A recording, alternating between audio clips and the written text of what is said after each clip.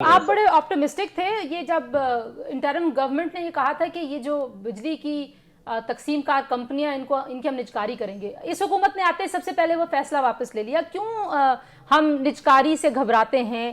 یا کوئی نجکاری کے علاوہ بھی کوئی آپشن ہو سکتی ہے؟ دیکھیے، ایک چیز کہلاتی ہے پولیٹیکل کموڈٹی. ہم ہر چیز کو سیاسی بنا دیتے ہیں. پاکستان کے اندر گیس ایک پولیٹیکل کموڈٹی ہے، پاکستان کے اندر بجلی ایک پولیٹیکل کموڈٹی ہے. ہر چیز میں سیاست گھسیڑ دیتے ہیں، اور جیسے سیاست آتی ہے تو پھر اس سیکٹر کا جو ہے وہ ستیہ ناش ہو جاتا ہے. پولیٹیکل کموڈٹی بنانے کی کیا ضرورت؟ حکومت کا کام ہے حکمرانی کرنا، اور بزنسز کا کام ہے کہ وہ اپنی سپلائی اینڈ ڈیمانڈ پوری کریں، آپس میں نیگوشیٹ کر لیں. دیکھیے، آئنسٹائن کہا کرتا تھا کہ اگر آپ جو بے وقوفی کی ڈیفینیشن ہے وہ یہ دیتا تھا کہ اگر آپ ایک ہی تجربے کو دہراتے رہیں اور توقع کریں کہ ریزلٹ ڈفرینٹ نکلیں گے.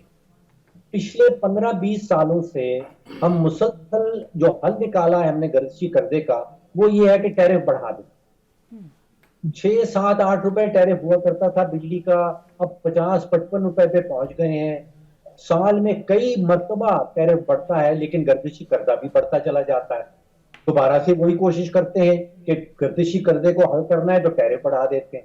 بھئی یہ غلطیاں تو آپ پچھلے 15-20 سال سے کرے چلے جا رہے ہیں. تنزیلہ نجکاری کے علاوہ اور کوئی طریقہ کار نہیں ہے.